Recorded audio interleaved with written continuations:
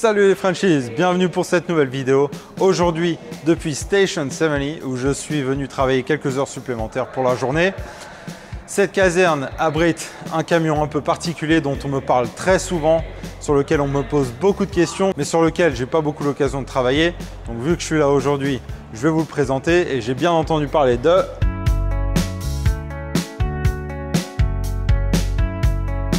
Tower 70, notre échelle, enfin une de nos deux échelles. Et comme je vous ai dit, c'est un des camions sur lequel on me pose le plus de questions. Alors souvent les gens me demandent, est-ce que c'est plus grand que les échelles qu'on pourrait trouver en France? Donc la réponse est non, tout simplement. C'est une échelle qui fait environ 32 mètres de long. Pourquoi? Parce qu'on n'a pas besoin de beaucoup plus haut, nous ici à Spring. On est limité dans la hauteur, on n'a pas de bâtiment de très grande hauteur comme on peut trouver souvent en France, avec des appartements qui sont au 20e étage. On n'a pas ça là où je bosse, donc il n'y a aucun besoin d'avoir une échelle qui fait 60 mètres de haut. Mais cette échelle qui fait plus de 14 mètres de long et plus de 3,70 mètres de haut, je vais vous la présenter tout simplement. C'est parti.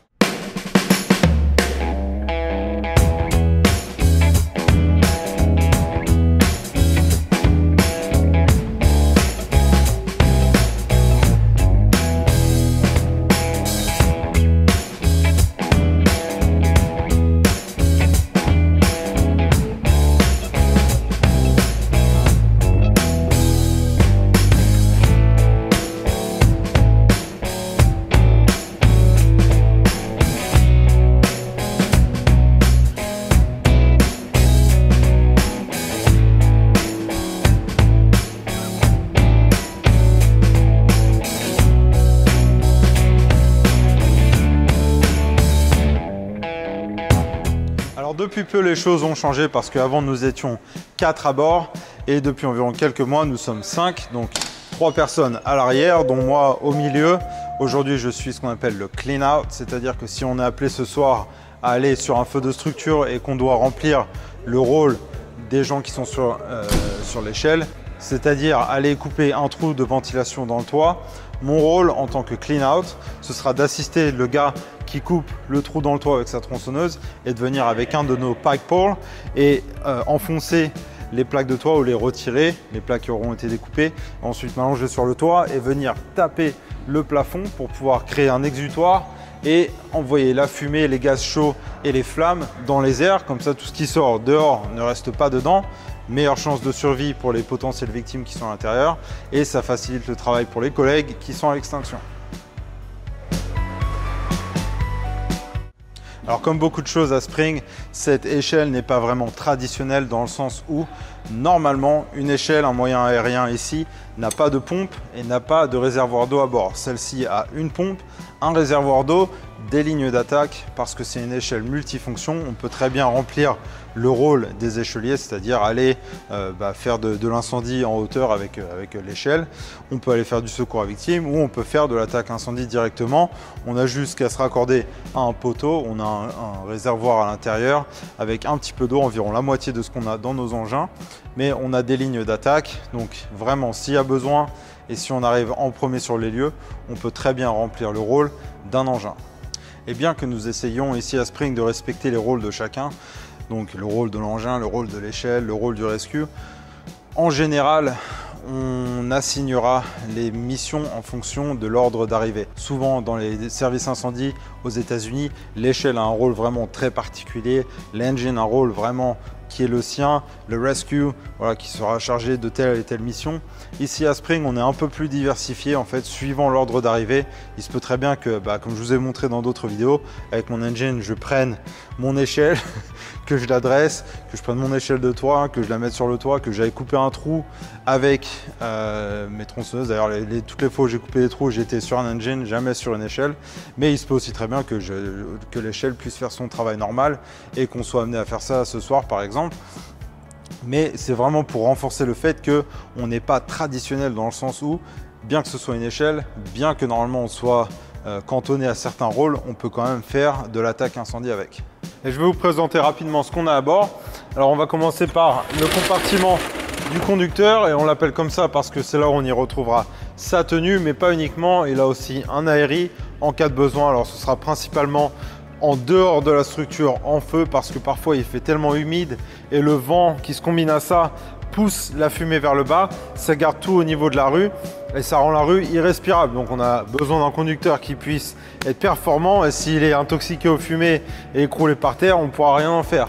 On y trouve aussi tout ce qui est médical parce que, encore une fois, on répond aux appels médicaux. Donc on aura, comme dans tous nos camions, un sac de premier secours, un sac avec des colliers cervicaux et un DSA, donc un défibrillateur semi-automatique. Aussi, la chose la plus importante au Texas, une glacière avec de l'eau. Alors ici, on aura encore de l'outil donc pour assurer le forcement de porte. Donc c'est un outil spécialisé qu'on utilise. Une des missions principales de nos échelles, ce sera d'assurer la ventilation. Donc pour ça, on a de l'autre côté, comme vous verrez dans un instant, des scies en tout genre et de toutes sortes. On a aussi des ventilateurs pour pouvoir permettre de créer une pression positive dans la structure, c'est-à-dire d'amener beaucoup d'air en très peu de temps en contrôlant les portes et les ouvrant, donc les fenêtres, les portes. Souvent dans les vidéos, on voit des pompiers qui cassent les fenêtres aux États-Unis. C'est pas une pratique qui se fait du tout ici. À Spring, on ne fait absolument pas ça. On essaye de toujours refermer les portes derrière nous, vraiment pour contrôler les flots d'air. Et on a ces ventilateurs-là, donc des ventilateurs Leader, faits en France. On a un électrique et un thermique à essence. Donc à l'arrière du camion, on y trouvera nos échelles. Donc on a tout un assortiment d'échelles, donc ça va de la petite échelle de 10 pieds à la grande échelle de 35 pieds. On trouve des gaffes et des crochets en tout genre, de tout style pour pouvoir aller tirer les plafonds. On a tout le système de commande pour la partie hydraulique, pour les stabilisateurs de l'échelle. On y trouvera également aussi le hydrant bag, ce qu'on appelle, donc c'est pour faire toutes les connexions nécessaires en eau. Donc tout est là. Et juste derrière, en fait, cette échelle a 700 pieds de ligne de 5 pouces, donc de 127 mm si je me rappelle bien, pour pouvoir établir en eau. Alors il y a 3 règles d'or sur Tower 70, c'est 1, on ne tire jamais la ligne d'alimentation, 2, on ne tire jamais la ligne d'alimentation et 3, on ne tire jamais la ligne d'alimentation parce que c'est une galère sans nom à les remettre en place. Donc c'est un peu du gâchis, c'est un peu de la perte d'espace, mais c'est là en cas de besoin. C'est vraiment en cas de recours ultime parce que tous nos autres camions ont des lignes d'alimentation et c'est beaucoup plus facile à remettre en place que celle-là où il faut lever l'échelle, remettre tout un par un. C'est vraiment très dur à remettre. De ce côté-là, nous y retrouverons un reed bag, alors le même que je vous ai montré dans la vidéo. Voilà le fameux reed bag. Donc pas de grande nouveauté à ce niveau-là. Certaines unités ont les nouveaux reed bags, notre Tower 70 ne l'a pas. Ici, une arrivée d'eau directe parce que traditionnellement, en fait, les échelles aux États-Unis fonctionnent comme ça. C'est une entrée d'eau directe. Donc, on connecte une grosse ligne qui vient d'un engin ici qui normalement donne la pression pour pouvoir aller combattre un incendie. Mais étant donné que cette échelle a une pompe à bord, en général, ça ne sert pas à grand chose ici. Mais par contre, s'il fallait vraiment augmenter le débit en eau, on peut utiliser l'arrivée d'eau avec la pompe et complémenter cette eau avec cette entrée à l'arrière.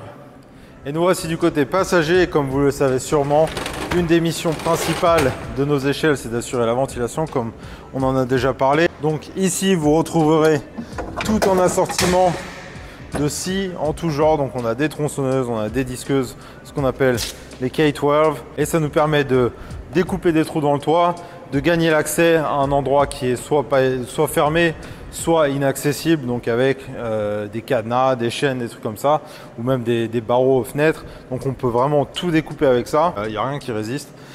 Et voilà, bah, c'est des scies tout simplement. Ici dans ce compartiment, nous y retrouvons tout ce qui est ladder belts, donc nos ceintures d'échelle pour aller s'attacher quand on monte là-haut. On a quelques autres outils manuels, des bâches, des petites scies pour découper. Voilà. Encore du rangement bien fait hein, avec les extincteurs sur le côté en cas de besoin. Ces extincteurs d'ailleurs qui sont vraiment pas mal du tout. Je ne sais pas si vous les avez comme ça, mais c'est des extincteurs à eau, ceux-là. Ils sont rechargeables et ils sont vraiment très pratiques. Et ici, nous y trouverons un autre assortiment d'outils manuels en tout genre avec des Denver Tools, des haches encore une fois. De l'autre côté, on a encore ici des outils, je ne sais pas si vous pouvez les voir exactement là. Voilà un petit pic. Donc nos lignes d'attaque pour tout ce qui est immeuble de grande hauteur avec les smooth bore au bout, donc les lances tronconiques. On a un sac avec tout le nécessaire pour tout ce qui est bâtiment de grande hauteur. Et ce petit boîtier orange ici, alors je vais le sortir. Alors, ce petit boîtier, voilà, c'est notre Exit Locator Light. Quand on a des feux dans des bâtiments de grande envergure, donc que ce soit centre commercial, même école ou quoi que ce soit, on met ça à la sortie. Voilà, comme vous voyez, il y a un flash, donc ça permet de se repérer. Il y a aussi une sirène, attention. Voilà, il y a une sirène qui fait énormément de bruit, donc si quelqu'un venait à se perdre, on peut mettre ça à la sortie et c'est quand même un bon repère audiovisuel pour retrouver son chemin. Et pour ce dernier compartiment, je sais que certains d'entre vous le savent parce que vous m'en parlez de temps en temps, mais il se peut que quelques personnes qui regardent cette vidéo ne soient pas au courant. Et donc une des spécialités des échelles aux États-Unis, c'est le secours routier. Donc dans cette échelle, vous y retrouverez un set complet d'outils hydrauliques, voilà, donc avec l'écarteur, le découpeur, le rame, une pompe hydraulique avec les tuyaux et tout pour connecter ça et pour faire la désincarcération en cas de besoin, en cas de gros accident. Une de nos spécialités à bord des échelles, ce sera aussi l'éclairage. Donc on y retrouve des éclairages d'appoint quand on a besoin sur place. Voilà. Ensuite, il y a divers câbles pour les voitures et bien sûr, comme toujours, pour les enfants, pour les garçons, pour les filles, du rouge, du rose. Des petits casques de pompiers parce qu'il y a beaucoup de PR ici, donc Public Relations, voilà, les relations avec le public. Et dès qu'on voit des enfants dans la rue, que ce soit en intervention, au magasin ou quoi que ce soit, en général, hop, hop, hop, le conducteur passe un petit casque.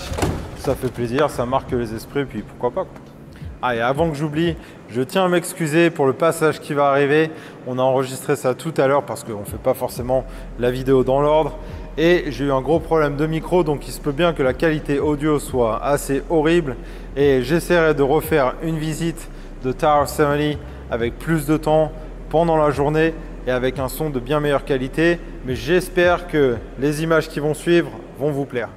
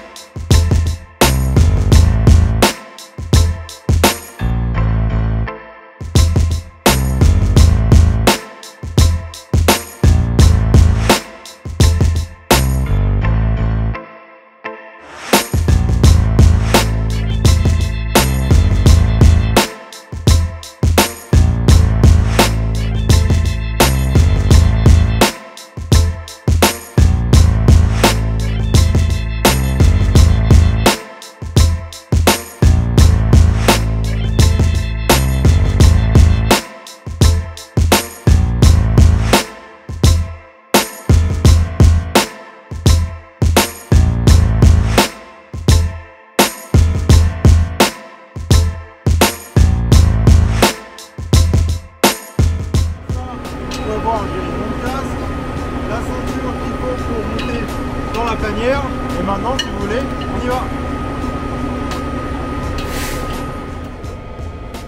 Et nous voici partis au-dessus de Spring, Texas, à bord de Tower 70. Donc comme vous pourrez voir, nous sommes dans la panière. J'ai tous les contrôles à bord ici normalement, mais histoire de pouvoir utiliser mes deux mains, j'ai mon conducteur qui s'occupe de ça. Mais comme vous pouvez voir ici, j'ai tous les contrôles, donc que je veuille utiliser la lance qui est montée à bord, que je veuille monter, descendre, aller à droite ou à gauche et pouvoir voir toutes les informations, tout est ici.